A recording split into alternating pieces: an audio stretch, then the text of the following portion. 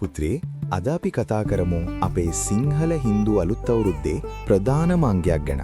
ඒ තමයි අවුරුද්දු කෑම මේසය.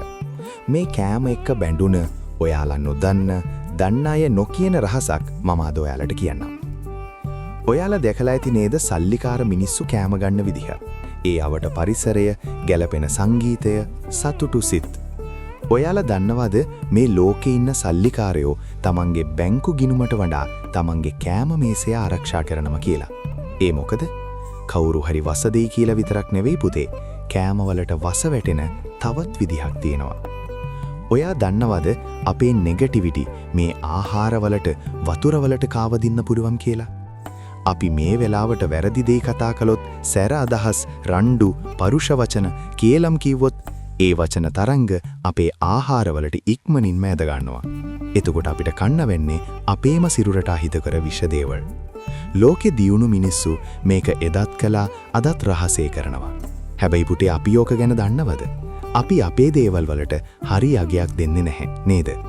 සරල නිදසුනක් දෙන්නම්. වතුර ඉක්මනින්ම ভাইබ්‍රේෂන්ස් තුලින් ශබ්ද තරංගවල ශක්තිය උරා ගන්නවා. අපි පිරිත් පැන් බොන්නේ, පිරිත් නූල් බදින්නේ ඒකයි.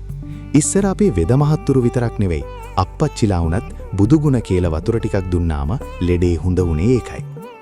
අපේ යක්ක පරපුරේ යంత్ర මන්ත්‍රවල බලය ගැන මම කියන්න ඕනේ නැහැ නේද? මොකද යක්කයෝ කියන්නේ මේ ලෝකේ කාටත් වඩා ස්වභාව ධර්මයේ එක්ක, විශ්ව ශක්තිය එක්ක ගනුදෙනු කරපු අය. ඉතින් මේ ලෝකයේ අය වේ ගැන ඉගෙන ගන්නවා නම් අපි තමයි මේ විෂයේ පිකස්සෝ. අද ලෝකෙ මේ ගැන කතා කරනකොට අපිට ආඩම්බරයි නේද? ඉතින් මේ අලුත් අවුරුද්දේ හැමෝටම නිදුක් නිරෝගී සම්පත් ලැබෙන්න කියලා අපේ අප්පච්චිලා අපිට කවන ඒ බත්කට අපිට කොච්චර වටිනවද? අන්න ඒකයි අපි නොදන්න, අපෙන් ලෝකෙටම දුන්න වටිනාම චාරිත්‍රය. කෑම මේසයේ සතුටයි නිරෝගීකමේ රහස. මම අප්පච්චි.